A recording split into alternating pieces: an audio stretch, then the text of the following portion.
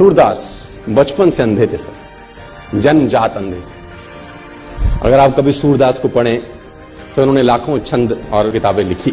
आपको जान के हैरानी हो जाएगी कि जन्मजात अंधे थे, दिखता नहीं था बचपन, तो घर वालों ने निकाल दिया था। घर वालों ने निकाल दिया, एक पीपल के पेड़ के नीचे रहने लगे और भगवान कृष्ण में भक्ति थी तो गाना वाना गाते थे, उनके भजन वजन गाते थे। तो मथुरा आगरा हाईवे के ऊपर मंदिर है बहुत सारे, अगर आप कभी गए हो तो, है ना। Have you ever been to those temples? Mathura Agra highway है ना, वहां कृष्ण जी के बहुत सारे मंदिर हैं। वहां पर गुलाब के फूलों की माला मिलती है, जहां आपने देखे होंगे, है ना। Have you ever been? आप में से कोई गया है ना, गए हैं ना आप लोग? तो वो पीपल के पेड़ के नीचे बैठे रहते थे और वहां भजन गाते थे। तो किसी गुरु ने उनको बोला कि तू मंदिर जा, वहां गा। तो उसने बोला ठीक है, तो चला जाता था मंदिर में, भगवान कृष्ण के भजन गाता था, मस्त गाता था, ना दिखता था ना भगवान को कभी देखा था, लेकिन कल्पना के अंदर। और इतिहासकार ये बोलते हैं कि 1500वीं शताब्दी में इनका जन्म हुआ, 1535 के आसपास, if I am not wrong. आज से 500-600 वर्ष पहले ये इस धरती पे आए, मथुरा में रहे और भगवान के भजन गाते थे। और इतिहासकार ये कहते हैं कि इनको भगवान के दर्शन होते थे। भगवान कृष्ण जब ये भजन गाते थे, इनका भजन सुनने के लिए आते थे। कितना सच है कितना झूठ मुझे नहीं पता, लेकिन आई बिलीव। मैं किसी चीज को नकारता नहीं हूं, जो बात है कहीं ना कहीं हुई होगी शायद।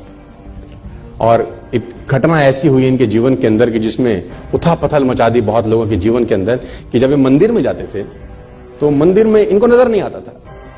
तो जब वो भगवान का श्रृंगार होता है हर सुबेरे, तो ये पंडित को, जो वहां का पुरोहित है, उसको बोलते थे कि ये पीले रंग के कपड़े अच्छे नहीं लग रहे भगवान पे। तो pandit was shocked, how it is possible for a blind man to see. उसने बोला ये पीला रंग अच्छा नहीं है। तो उसने बोला कि तुझको कैसे दिखाई दिया? उसने बोला मुझे सब दिखता है, आंखों से नहीं दिखता तो क्या, मन से तो देखता हूं, रोज मिलता है मेरे को। तो he was surprised, it is not impossible. तो अगले दिन फिर श्रृंगार होता था, बोलता हाँ, ये हरे रंग का कपड़ा क्या जचता है भगवान। तो ये लोग पागल हो गए। पंडित को एक दिन मस्करी सूची, उसने कहा कुछ ना कुछ षड्यंत्र है, आज भगवान को कपड़े ही मत पहनाओ, पत्तों से ढक दो बस, खाली है पत्तों से ढक दो।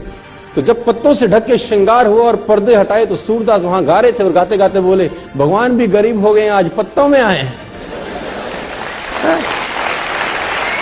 तो एवरीबडी वाज शॉक्ड कि how it is possible for a blind man to see. लेकिन असंभव, मैं फिर कहता हूं दोस्तों, आपको मन की शक्ति से ना सर भगवान तक को पाया जा सकता है। कोई भी हैंडीकैपनेस आपके आगे नहीं आती अगर मन से साला आप सॉलिड हैं तो यार। और आप तो समृद्ध हैं यार, पूरे तरीके से ठीक हैं, भगवान ने आपको सब कुछ दिया है। एक आदमी ने कहा मैं बहुत गरीब हूं, तो मैंने कहा एक आंख निकाल दे 50 लाख देता हूं। तो उसने बोला कैसी बातें करते हो? मैंने कहा गरीब है, गरीबी दूर करते हैं, और दोनों दे दे तो 1 करोड़ का सौदा हो जाए। उसने बोला नहीं सर, ये कैसे पॉसिबल है? तो मैंने कहा चल दोनों हाथ भी दे, 5 करोड़ और ले दे। तू तो कह रहा गरीब हूं, तेरी गरीबी मिटाता हूं। कह रहा ऐसे तो मैं बहुत अमीर हूं। तो मैंने कहा मैं भी तो तुझे बता रहा हूं कि तू बहुत अमीर है यार, तू क्यों ऐसा सोचता है कि तेरे पास कुछ नहीं है?